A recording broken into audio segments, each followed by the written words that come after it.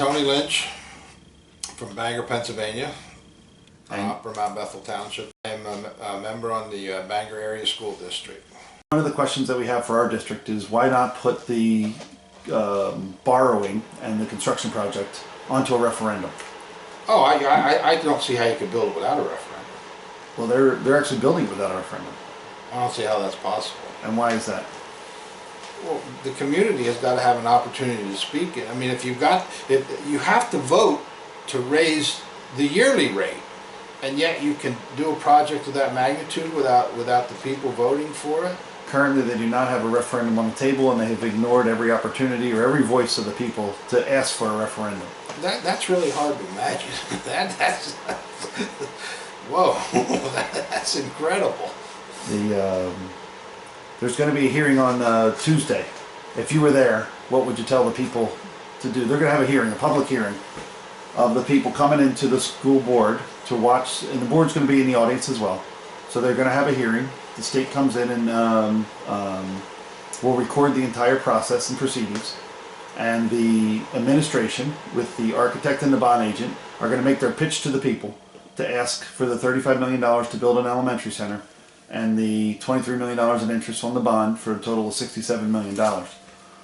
What would you be able to say as a standing board member of Bangor that would influence that decision, at least to either go to a referendum or to review other options? Well, the single biggest thing that school districts do not do, have never done, and in all likelihood still won't do, is develop a plan of sustainability. And sustainability means developing operating costs that can be paid for by the revenue generated in the community that you're living in. It's going to do you no good to have a $57 million school, $67 million school that no one can afford to go to, and they leave the community because of it. And I mean, I can't comprehend that $67 million school. And one of the things too is when you build a new school, the cost to build the school is governed a great deal. At least 30% of the cost is overrun will be because of prevailing wage rates that is required to be paid when working on school projects and using union labor to do it. That same school could easily be built for $40 million, but it would not. I just cannot imagine that you could build a $67 million school and without a referendum going through, especially if people are asking for it. If nobody asked for it, maybe they could slip it by, but that's a tough one, because buildings last a long time, and when they vacate those buildings, you know, that's not so good either. And I am a believer in the campus formula for schools. I like that philosophy, but if you're in good shape with what you've got, it's foolish to leave that and move into it. You'd be far better off doing the necessary upgrades in each of the individual schools for way less money, and then you would be on a track for sustainability.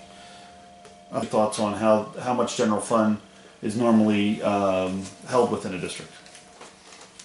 Well, I think that the amount you're allowed in your budget for basically overtaxation is 8% of your budget that you can set aside in each budget for capital improvements on a yearly basis. That's how much you can carry over from year to year. When it becomes more than that, then the people are obviously being overtaxed.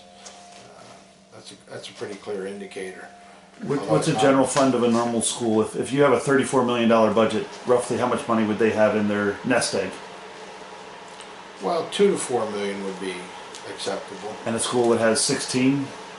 I mean, that can only be developed as either overtaxing or not using the money as it came in for upgrades, etc., that may have been necessary.